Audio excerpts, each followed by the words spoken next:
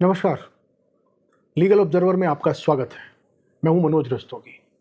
आज बात हो रही है केजरीवाल, अरविंद केजरीवाल की जो सुनवाई चल रही है ईडी पीएमएलए के मामले में सुप्रीम कोर्ट में। तो महत्वपूर्ण बात यह है कि चूंकि सुनवाई अभी जारी है, लेकिन जो अदालत संजीव खन्ना जी और जस्टिस दीपांकर दत्ता, इन दोनों की बेंच ने जो सुप्रीम कोर्ट में आज, जबकि सुनवाई पिछले हफ्ते भी हुई थी, आज जो कमेंट किए, उन कमेंट की दृष्टि में ये माना जा सकता है कि केजरीवाल, अरविंद केजरीवाल या आपका जो पलड़ा है, पक्ष है, वो नैतिक तौर पर ईडी से भारी पड़ा है। ये एक मोटे तौर पे बात निकाली जा सकती है सुप्रीम कोर्ट की इस बेंच ने, जिसको लेकर के तमाम तरह की आशंकाएं और चर्चाएं देश भर में चल रही हैं। उसने जो बात कही है, वो बात एक जनमत बनाने के लिए काफ़ी है, और वो जनमत इस बात का बन सकता है जिसका डर एनफोर्समेंट डायरेक्टरेट के जो वकील हैं, additional solicitor general SV Raju, जिन्होंने अदालत में ये बात कही भी कि माय लॉर्ड, आपकी इस बात का मतलब अलग तरह से निकाला जाएगा। उनकी भाषा में कहें तो blown out of the proportion, यानी कि मीडिया और लोग इसको बढ़ा चढ़ाकर पेश करेंगे।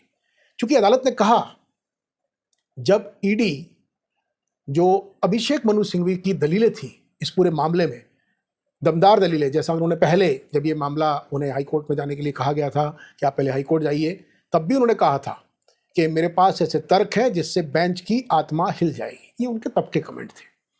लेकिन उसके बाद बेंच ने उनको भेजा, वो हाई कोर्ट गए, हाई कोर्ट में सुनवाई हुई। हाई कोर्ट में जो कमेंट हुए वो भी आपके सामने है।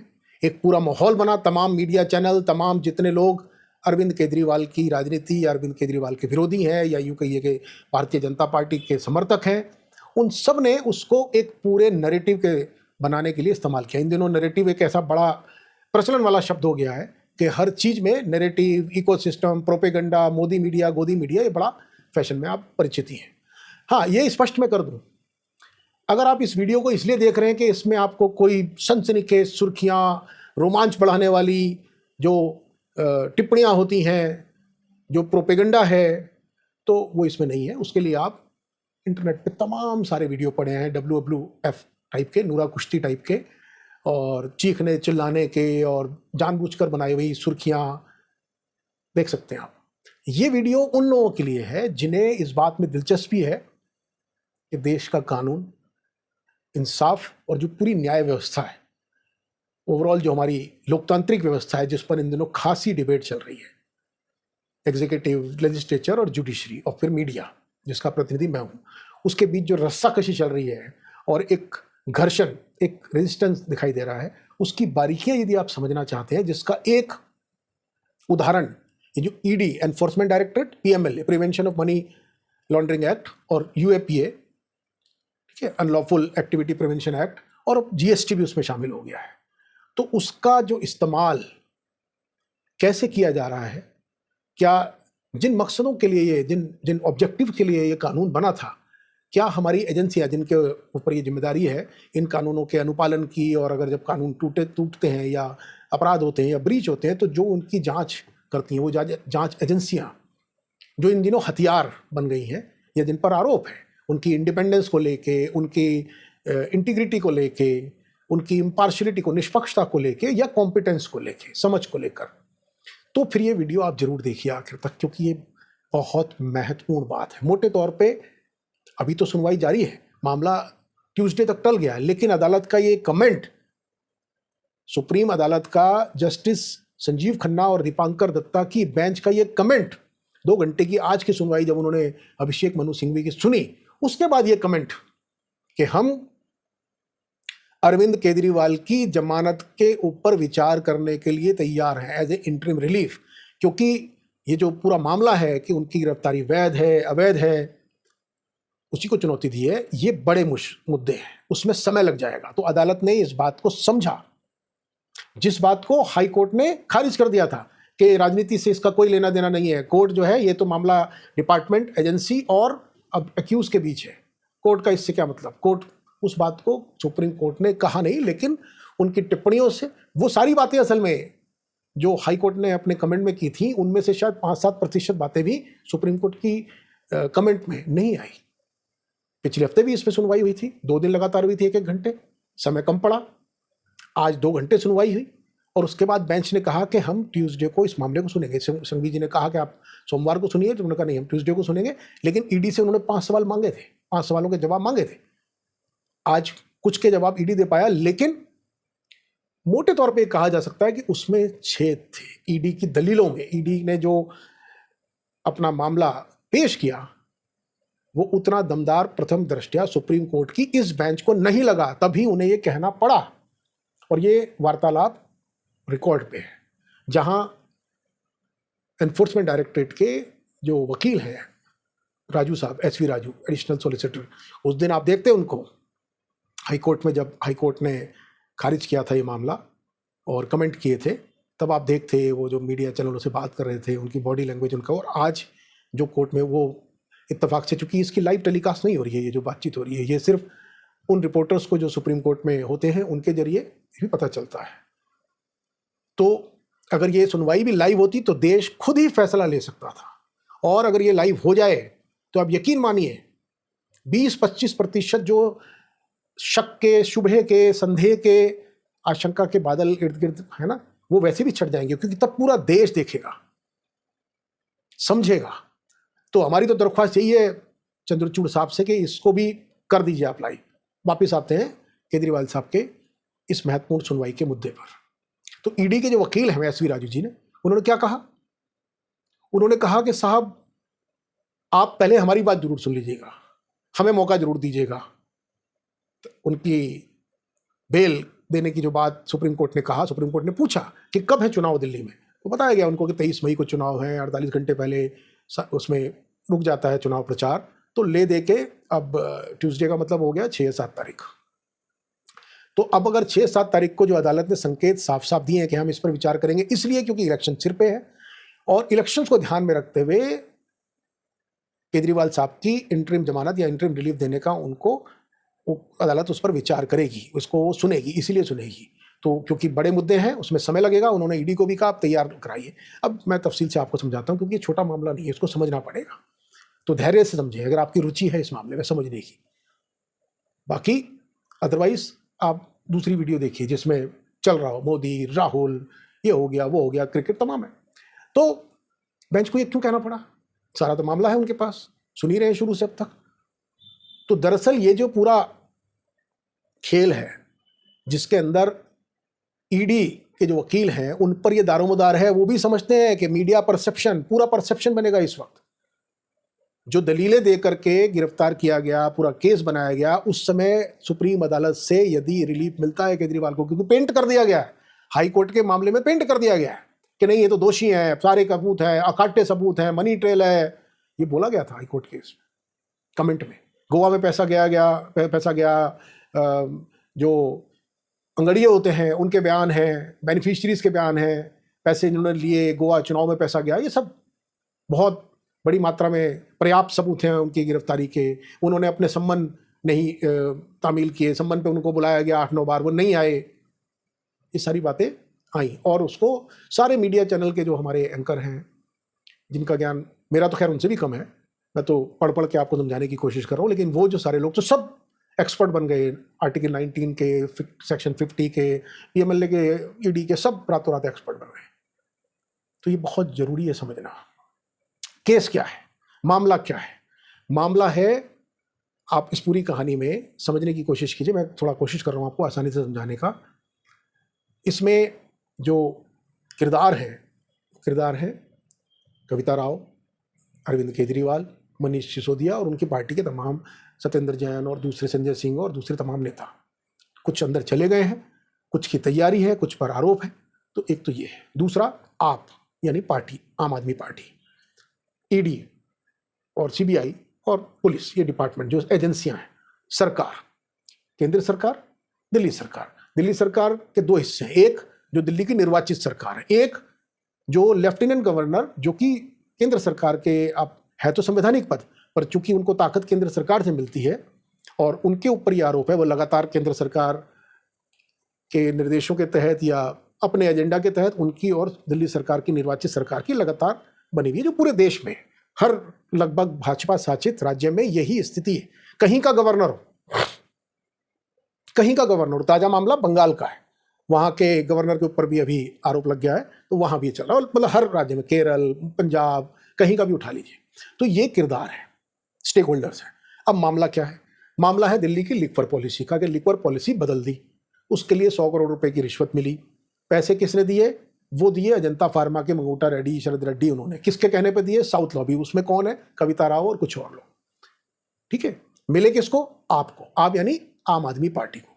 इस्तेमाल क्या हुआ कि गोवा के इलेक्शन में फंड भेजा गया, अंगड़ियों के जरिए, हवाला के चैनल्स के जरिए पैसा भेजा गया, उसकी बात की जा रही है। उसी के तहत सत्येंद्र जैन को और बाकी तमाम लोगों को, और केजरीवाल जी को मास्टरमाइंड बताया जा रहा है। जो मनीष सिसोदिया है, उनको, चूंकि वो दिल्ली के उप मुख्यमंत्री थे, आबकारी विभाग भी उनके पास था, उनको बताया जा रहा है। तो अब एक तरफ सरकार हो गई जो आप पार्टी की सरकार है, दूसरी तरफ बोल रहे हैं कि आप पार्टी को इक्वेट किया जा रहा है कंपनी से, कि साहब कंपनी का जो मुखिया होता है, कंपनी का जो एमडी होता है, उस पर रिस्पॉन्सिबिलिटी आएगी, वो भी दलीलों का एक हिस्सा है, उसके जरिए केस बनाया जा रहा है। तो एक ये, ठीक है।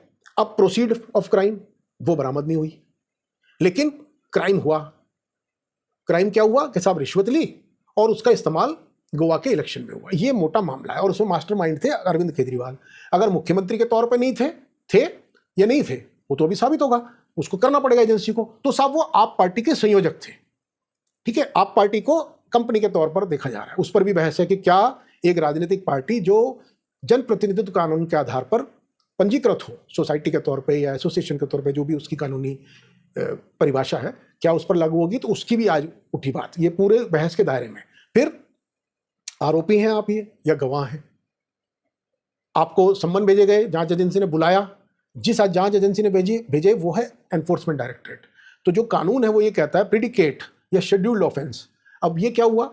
ये वो अपराध हुआ जो आईपीसी में जिसको रिकॉग्नाइज किया जाता है, जो मूल अपराध है, मेन अपराध है, जिससे प्रोसीड ऑफ क्राइम जनरेट हुई। इसको आसान भाषा में समझाने के लिए मैं आपको बताता हूं कि मान लीजिए आपको अपने बच्चे का एडमिशन कराना है या आपको ट्रेन की टिकट बुक करानी है। अब आपकी सीधे रास्ते से नहीं हो रही है, तो आपने रिश्वत दी।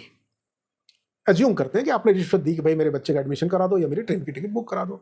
आपने 1000 रुपये या 1 लाख रुपए दिए, तो ये पैसा आपने रिश्वत के तौर पे दिया किसी को, जिसको दिया, ठीक है। तो ये हो गई आपकी, ये प्रेडिकेट या शेड्यूल्ड ऑफेंस हुआ, क्योंकि रिश्वत देना अपराध है। अपराध क्या हुआ कि उसने अनलॉफुल तरीके से जो भी सिस्टम में गड़बड़ झाला किया, एडमिशन कराने में कोई पॉलिसी ऊपर नीचे की या ट्रेन टिकट में कुछ ऊपर नीचे किया, वो करके आपका हो गया काम, तो पॉलिसी में चेंज हो गया। शेड्यूल्ड क्राइम ये हो गया, प्रेडिकेट क्राइम ये हो गया क्योंकि आपने रिश्वत देने का काम किया। अब ये नकदी पहुंची कहीं, सीधे उस अभियुक्त के पास पहुंची या ABC चैनल के थ्रू पहुंची, वहां से उस पैसे से उसको टीवी खरीदना है, मोबाइल खरीदना है, या समझ लीजिए कि चुनाव प्रचार करना है, वहां पैसा कंज्यूम हो गया। तो एक जगह से पैसा ट्रेवल हुआ, ये हवाला का कारोबार हो गया। जिन चैनलों से वो पैसा नकदी जिसको भी गई, वहां से अगर वो वाइट कैपिटल बन के आई, मान लीजिए वो पैसा जिनको देना था आपको, जिन्होंने आपका काम किया सिस्टम में, उन्होंने सीधे ना लेके किसी के माध्यम से लिया और उसको उन्होंने कन्वर्ट करा लिया, ठीक है। उसको कन्वर्ट करा लिया कि कोई आमदनी का जरिया बता दिया, दिखला दिया कि ट्यूशन पढ़ाया उनकी पत्नी ने, या उनको एक नॉन एग्जिस्टेंट एग्रीकल्चर जमीन से उनको कृषि की आमदनी हो गई, ऐसा कोई भी तरीका हो सकता है। उस जरिए से वो हो गई money laundering. Money laundering conversion, black money का व्हाइट के मनी, ये PMLA हो गया। तो यहां इस पूरे केस में प्रोसीडिंग ऑफ क्राइम आपको समझ में आ गई, और आपको ये भी प्रेडिकेट ऑफेंस भी समझ में आ गया।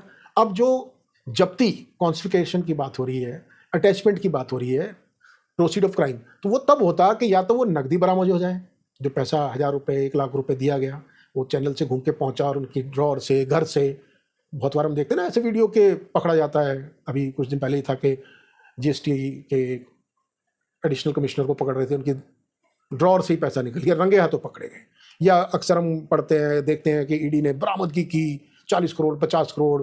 बंगाल का हमने देखा कि वो जो चटर्जी करके एक सेलिब्रिटी हैं कोई बंगाल में, पार्थो चटर्जी के मामले में उनकी गिरफ्तारी हुई थी, उनके घर से 50 करोड़ निकला। या दूसरे IAS अधिकारियों के पास कई बार इतने बड़े पैमाने पर पैसा निकलता है कि उसको इस मामले में, केजरीवाल के मामले में, अरविंद केजरीवाल के मामले में, आपके मामले में प्रोसीड ऑफ क्राइम बरामद नहीं हुई, जिसका लगातार अभिषेक मनु सिंघवी शुरू से लेकर आखिर तक कहते आ रहे हैं, संजय सिंह कहते आ रहे हैं।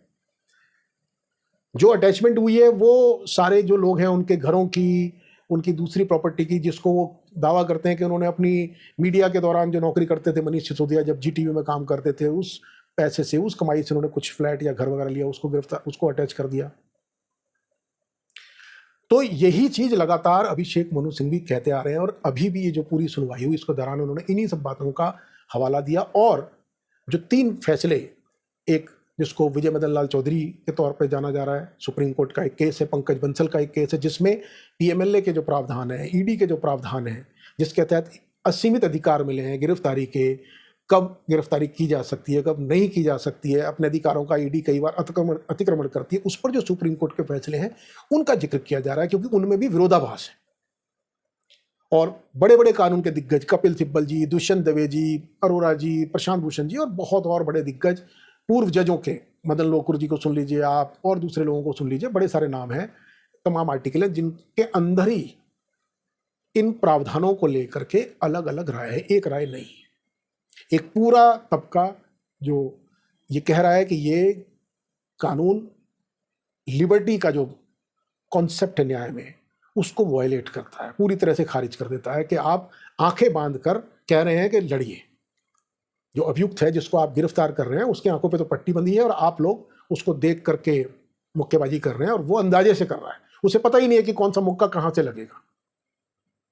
इस तरह की इसकी तुलना व्याख्या की जा रही है, और वो इस आधार पर की जा रही है क्योंकि जब आप बयान लेते हैं तो जो आईपीसी के प्रावधान है उसमें ये अधिकार, या एक तरह का आप कहिए अभियुक्त के पास बेनिफिट होता है कि वो अपना बचाव कर सकता है, क्योंकि उसे पता होता है कि उस पर किस चीज़ के चार्जेस लगे हैं, किस अभियोग में उसको गिरफ्तार किया जा रहा है, कौन से बयान को उसके खिलाफ इस्तेमाल किया जाएगा। यहाँ पर ऐसा है नहीं, जिसका जिक्र अभिषेक मनु सिंघवी, संजय सिंह और बहुत से तमाम लोग कर चुके हैं बार बार, कि इतने बयान लिए गए, वो अनरिलाइड डॉक्यूमेंट में डाल दिया गया। तो ये भी समझना जरूरी है रिलाइड अनरिलाइड का खेल क्या है।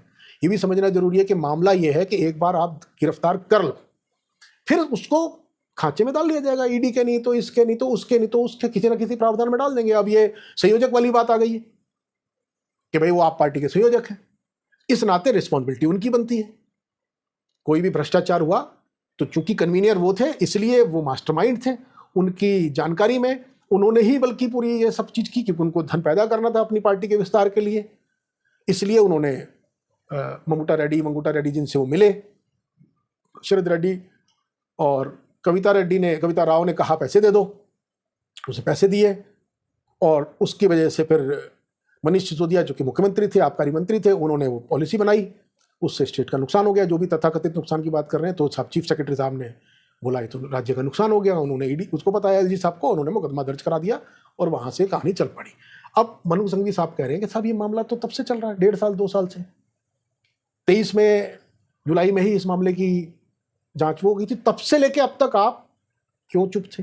तब से लेके आपने क्यों नहीं केजरीवाल साहब को गिरफ्तार किया, या क्यों नहीं इस पर कोई कार्रवाई की, जबकि वहां इनिशिएशन हो चुकी थी, गिरफ्तारी क्यों नहीं की? आपको पता था वो खत्म हो चुकी थी वहां पे, उसके बाद कोई नया नहीं आया स्टेटमेंट, सब्सिक्वेंट नहीं है, वही बयान है जिन बयानों के आधार पर मनीष सिसोदिया, संजय सिंह और बाकी तमाम लोगों की हुई है। उसके बाद उसमें कोई नवीनतम वो नहीं आया, अपडेट नहीं आया, कोई और नहीं। तो तब से ईडी क्यों था? वो कहते हैं ईडी वाले की नहीं था, हम तो बस सम्मन भेज रहे थे, इन्होंने कुछ किया ही नहीं। सिंघवी साहब कह रहे हैं कि सम्मन का उन्होंने जवाब दिया, उन्होंने कहा कि भाई हमारे सम्मन गैर कानूनी है, हर सम्मन में उन्होंने लिखित जवाब दिया, ये उनकी दलील है। और उसी पर ये आर्ग्यूमेंट चल रहा है कि अगर किसी व्यक्ति जिसको ये बताया नहीं गया कि वो आरोपी है या गवाह, सम्मन भेजा गया है, बस ये स्टेटस है सम्मन का, कि आपको सम्मन किया जा रहा है, समनी है, कानून की भाषा है कि आपको बुलाया जाता है इस जांच में शामिल होने के लिए। अब पंकज मित्तल वाले की इंटरप्रिटेशन ये है फैसले की कि भाई अगर आपको बताया गया है और आप कन्फेशन नहीं करते हैं, आप अपने खिलाफ बयान नहीं देते हैं, तो भी ये आपकी गिरफ्तारी का आधार नहीं बन सकता। ये एक मोटी दलील अभिषेक मनु सिंघवी ने तब से लेकर अब तक दी है सिलसिलेवार, क्योंकि बहुत लंबी बात है, 2 घंटे तो वहीं अदालत में चली, तो एक छोटी सी वीडियो में कैसे उस सबको बताया जा सकता है। मोटे तौर पे जो सारांश है, जो प्रीमाइस है बहस का, जिसमें ये निर्धारित होना बाकी है कि क्या ईडी और पीएमएलए के तहत उसको जो विशेषाधिकारी मिले हैं उनका सही इस्तेमाल कर रही है या किया है उसने अरविंद केजरीवाल जी के मामले में, मनीष सिसोदिया के मामले में? नहीं। अब ईडी के जब वकील साहब एसवी राजू जी ये डर जताते हैं अदालत को कहने के लिए, बेंच को, कि साहब आप जमानत पे सुनवाई कर रहे हैं तो ठीक है आप कर लीजिए, लेकिन साहब देख लीजिए संजय सिंह क्या कर रहे हैं, कैसे बयान दे रहे हैं, तो न्याय का आधार क्या होना चाहिए? और सिंघवी साहब फिर उनको कहते हैं कि भाई पब्लिक प्रोसिक्यूटर जो है पीपी, उससे ये वो इन्वेस्टिगेटिव एजेंसी का पार्ट नहीं है। पीपी के इंडिपेंडेंट एंटिटी है, सीट है उस पूरे इकोसिस्टम का, न्याय के या प्रोसिक्यूशन के। इन्वेस्टिगेटिंग एजेंसी ने जो भी, जांच एजेंसी ने जो भी तथ्य, सबूत, दलील, दस्तावेज प्रस्तुत किए हैं, पीपी का ये काम है कि वो उस पर इंडिपेंडेंटली देखे, वो न्याय को समझता है, अदालत की पूरी प्रक्रिया को समझता है और उसके तहत वो प्रस्तुत करे। उसका ये बायस नहीं होना चाहिए कि उसे अभियुक्त को कन्विक्ट करवाना है, यही उसका एकमात्र मकसद नहीं होना चाहिए, न्याय होना चाहिए।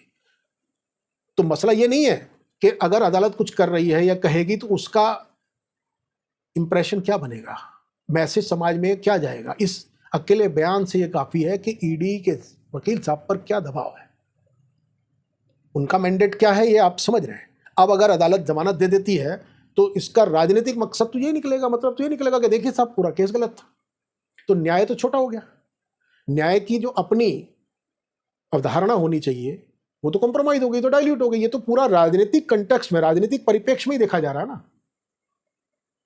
जो पूरी डिबेट है वो ये है कि अगर हम अपने पॉलिटिकल प्रतिद्वंदी से आगे नहीं निकल सकते तो आसान तरीका ये है कि उसको खत्म कर दो, कंपटीशन को खत्म कर दो, उसके रास्ते में इतने अड़चने डाल दो, ऐसी चीजें पैदा कर दो कि वो कंपटीशन से बाहर हो जाए।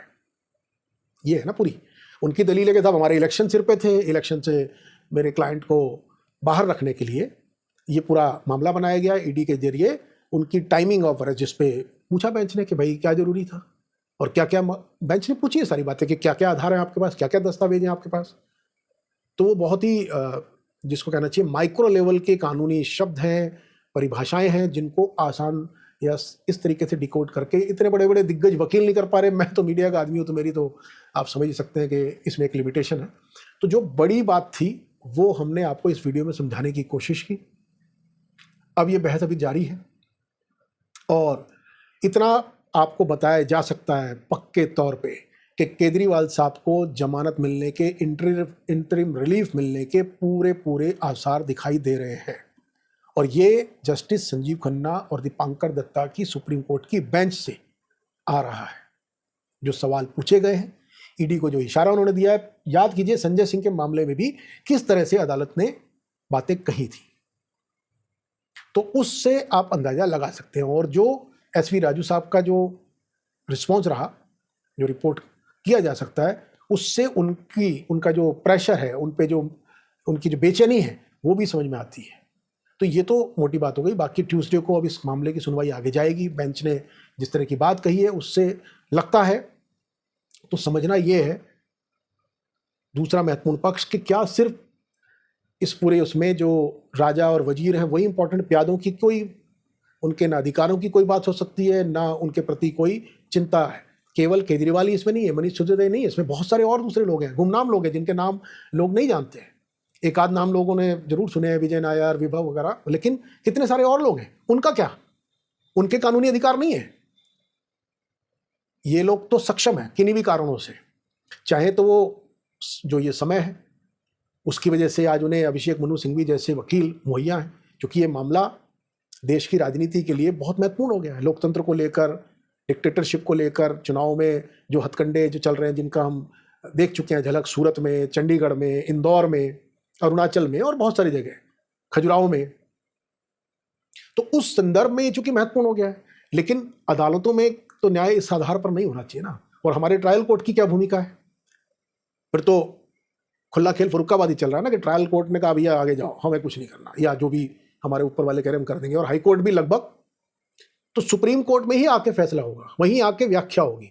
तब तक आपका जो नुकसान हुआ, आपके राजनीतिक कैरियर का, आपकी रेपुटेशन का, अपॉर्चुनिटी का, उसके अलावा बिजनेस का और इमोशनल, परिवार का, किसी की पत्नी बीमार है, किसी की, वो सब कुछ नहीं है। छवियां, परसेप्शन, इमेज, आम का मामला पैदा कर दो, मालिश का मामला पैदा कर दो, मिठाई का मामला पैदा कर दो, या दूसरी तरफ से भी देखा जा सकता है इसको। ऐसा ही नहीं है कि एक ही तरफ से देखा जाए, ये तो अभी साबित होना बाकी है।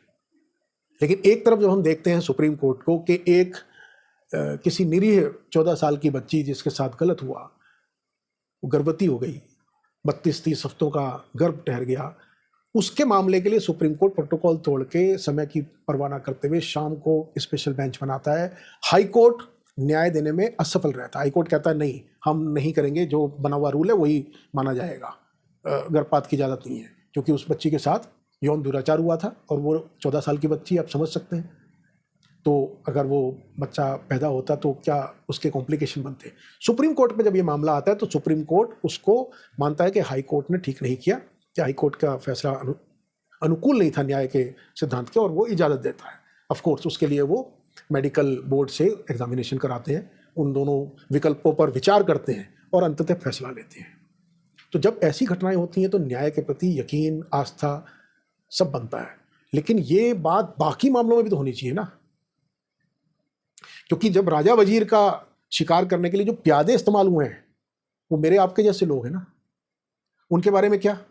तो ये क्या न्याय व्यवस्था नहीं इसको सोचना चाहिए? ये भी उतना ही महत्वपूर्ण है। बहस इस बात की नहीं कि केजरीवाल साहब को जमानत मिल जाएगी या नहीं मिल जाएगी, वो भी है, लेकिन उससे बड़ी बात देश के कानून संविधान के लिए, न्याय व्यवस्था के लिए जरूरी है कि जो हमने हायरार्की बनाई है जुडिशरी की, उसमें जो 99.9% लोगों का जो साबका पड़ता है आम आदमी का, वो तो ट्रायल कोर्ट से पड़ता है। ट्रायल कोर्ट से कितने लोग पहुंच पाएंगे हाई कोर्ट, और हाई कोर्ट से कितने लोग पहुंच पाएंगे सुप्रीम कोर्ट? तो क्या केवल महत्व राजा और वजीर का ही है? प्यादे, उनकी जो गुमनाम है, उनकी कोई हैसियत या उनकी कोई दखलंदाजी, उनका दर्द कहीं नहीं होगा? ये ज़्यादा बड़ा सवाल है। इस पर भी हम सबको सोचना, समझना और फिर एक सकारात्मक हस्तक्षेप जरूरी है। तो बने रहिए लीगल ऑब्जर्वर के साथ। ये जो केजरीवाल मामले की सुनवाई है, ये अब मंगलवार को सुबह के लिए निर्धारित हुई है। उम्मीद करते हैं कि ये एक मील का पत्थर ये मामला बनेगा। ऑलरेडी इसकी एक वो तो स्थापित हो ही चुकी है, तो हम आपको इसकी सूचना देते रहेंगे। हमारी वीडियोज़ यदि आपको पसंद आती हो तो हमें लाइक कीजिए, सब्सक्राइब कीजिए, शेयर कीजिए। ये बहुत ज़रूरी है सार्थक संवाद के लिए, और हमें सब्सक्राइब भी करें, अपनी राय से अवगत कराएं। नमस्कार।